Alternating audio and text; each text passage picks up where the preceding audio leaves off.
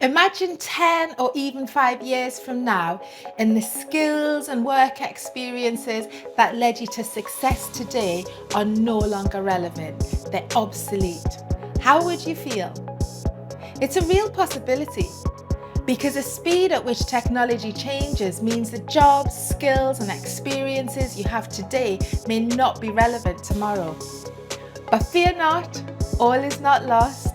I'm here to help you stay ahead of the curve, to become the CEO of your career, the boss of your job, to be intentional about how you show up at work and how you continually develop your skills and experiences so they remain relevant and place you in demand. I'm Arit Eminwa, an entrepreneur and career expert.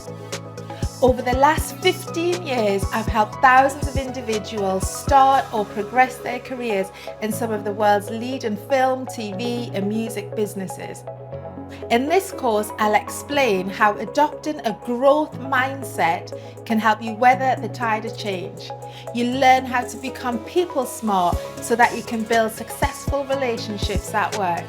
And together, we'll identify specific communication techniques that allow you and your manager to work at your best. You up for that? Let's get started.